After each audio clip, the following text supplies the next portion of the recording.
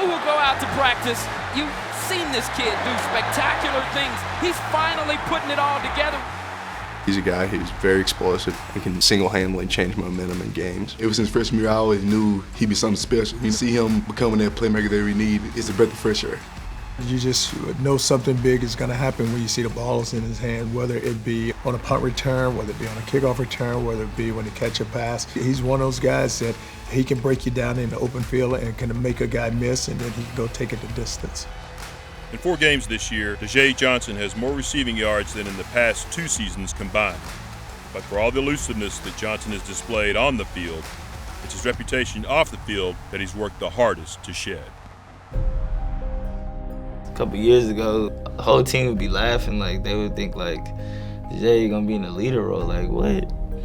Like he was like the one that was always late, to workouts or whatever, he's always in trouble. They had like a punishment named after me they just called him my name, like whenever somebody was late, they was like, make sure you get your DJs in, and then everybody had to do up downs. They used to call me can't get right, like just a whole bunch of stuff that built up, just led to negativity. When Johnson enrolled at Texas in 2012, he was immediately punished for breaking team rules. He missed the first game. He got suspended. He missed the first game. I think because he had just a 1-game suspension that, he probably just shrugged it off. I would figure I could just, probably just get out of this. I'll try to just take some little easy route to just get out of something other than just trying to fix it. Johnson would be suspended again the next season before the Texas Tech game.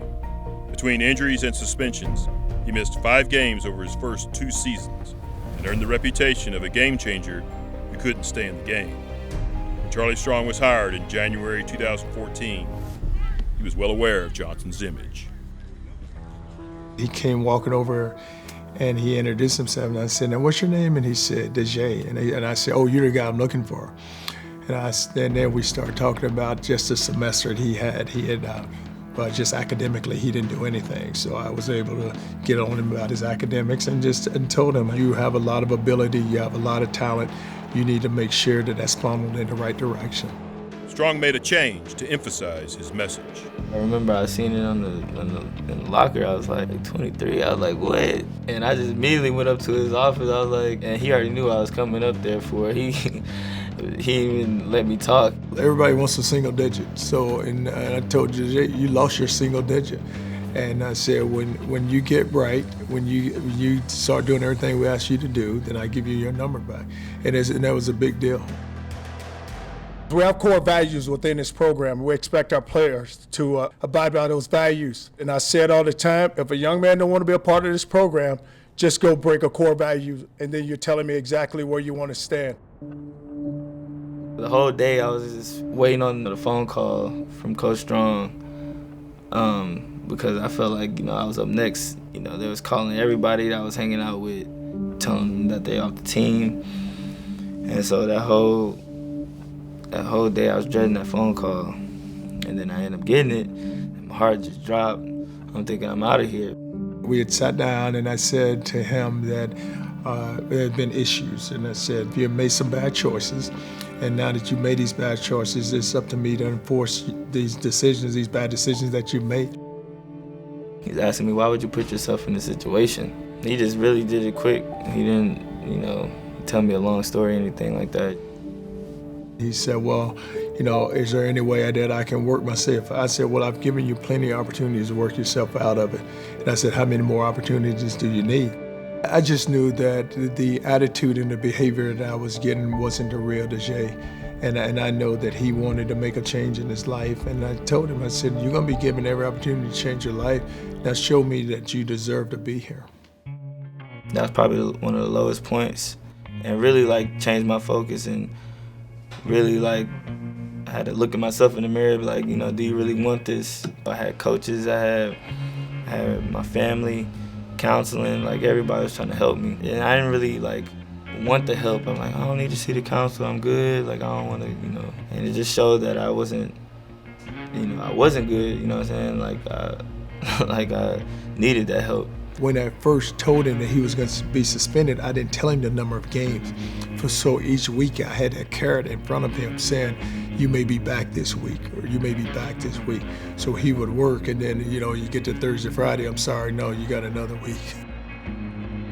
After missing the first 4 games of the 2014 season, Johnson's suspension was lifted. He returned against Baylor, only to sustain an injury on his first play. Johnson would miss 3 more games and have a limited role in the last 5.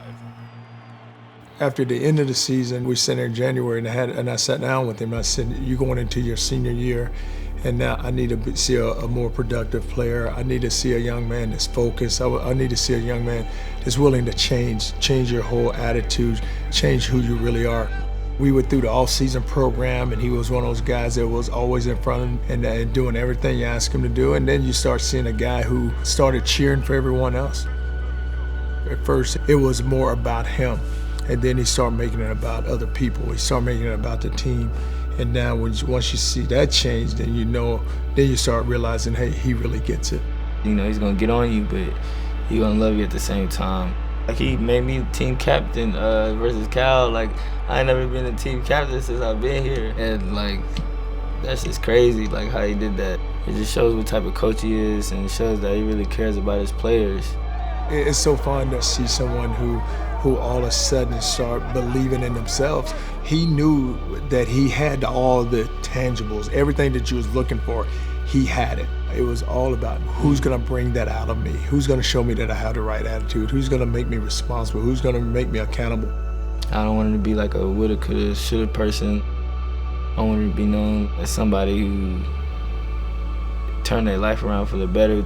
I want my name to be, all in the walls and the Moncrief. I want to walk back with some dignity, like, I did something here.